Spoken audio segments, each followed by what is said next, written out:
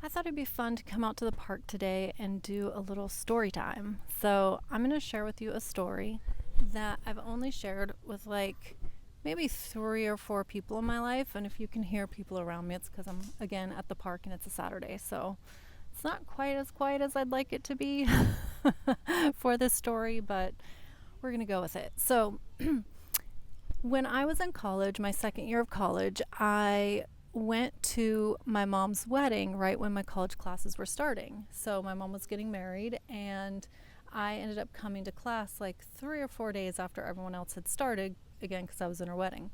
So when I started that first day, the professor came around and he was like, I'm going to ask Rebecca the same question that I've asked everyone else on their first day.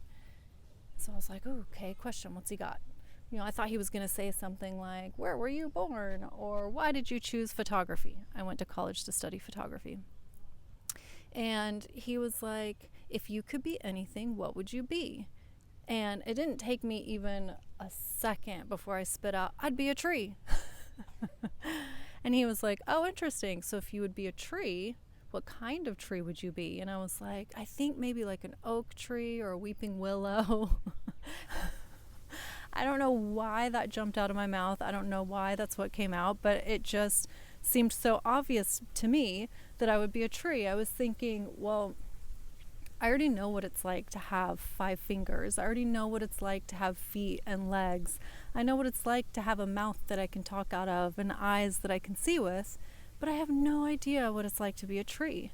I don't know what it's like to grow leaves in the spring and sometimes flowers and sometimes fruit. I don't know what it's like to drop leaves in the wintertime. I don't know what it's like to feel the wind blow through my leaves. I mean, I can kind of get a sense of it now, because I feel the wind now, but I don't know what it's like to have roots beneath the ground that communicate with other trees. I don't know what it's like to be a tree. So it seemed to me obvious that I would not choose to be anything that I've already been, because if I can choose to be anything, I want to experience something new. And so right when I said, oh, I'd be a tree, of course, I could feel the shift in the room. It was like everyone I could tell that that was not how everyone else answered the question. So he continued to further the conversation and was like, oh, well, if you could be a tree, then what kind of tree would you be? And I was like, oh, well, probably an oak or a weeping willow. I love oak trees. I love the grandioseness of oak trees. And weeping willows, I had a tree that was outside my bedroom when I was growing up, in one particular house. We moved around a fair bit, but we had one house that had this tree, and I don't know if it was a weeping willow, but the branches wept. They had like a weeping shape to them, and they would bloom these beautiful, beautiful white with kind of pink on them flowers every spring. And it was like a cherry blossom tree or a weeping willow, I don't know. But I remember I would look out my bedroom window at that tree and think that it had the shape that a human would have when it's sad. And it had me grow this great amount of empathy for trees, because I remember I would just look at it and think, that tree looks so sad. And most trees are upright, and this one was, it kind of had the shape of like sadness. And so I grew up always like just waiting for the springtime to come when it would grow its flowers so it could be happy again. And anyways, after I shared the kind of tree that I would be, I asked, because I could feel the energy shift in the room. I was like, well, what did other people say? What would everyone else here be?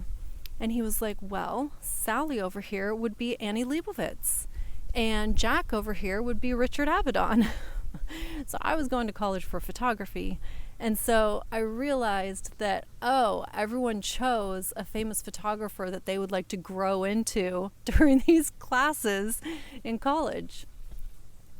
And I learned a lot of things from that. One, I learned that probably the first person that answered a photographer, And based on groupthink, everyone kind of played it safe and followed along. That's probably what happened. And possibly, if I had been in the class starting the same day as everyone else, I might have gone along with that groupthink as well.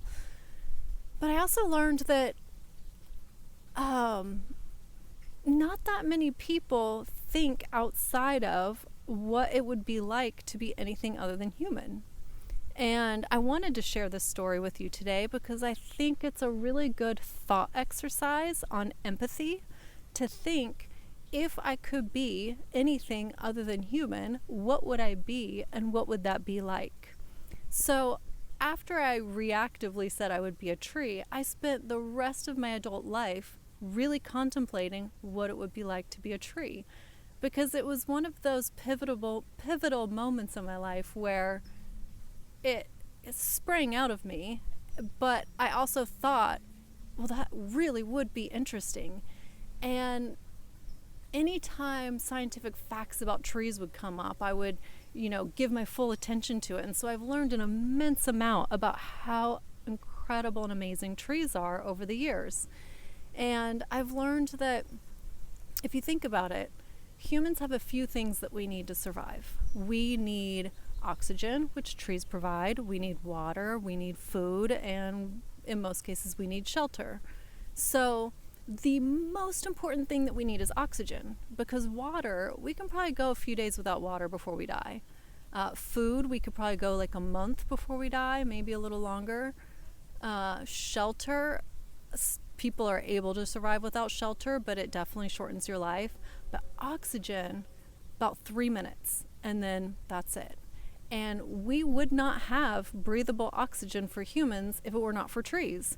So literally, trees are the most important thing for human life that exists. Trees. That, I think, is a good fact. Another one is trees also provide shelter for animals. Birds live in trees, squirrels live in trees.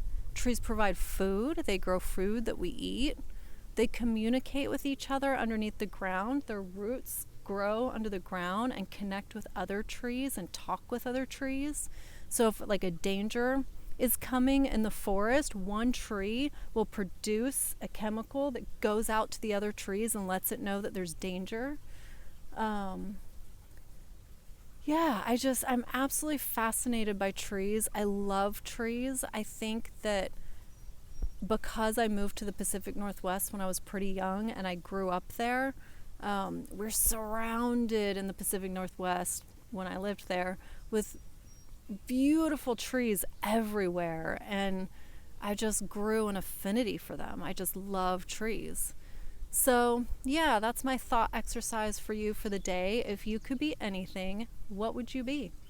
Anything. You could be a bird, you could be a rock, you could be a tree, you could be something that's more verb-like. Like I shared with a friend one time this very question, and the answer back was, I would be the wind, which was so fitting of this person, because this person really is a free spirit. So that was very fitting.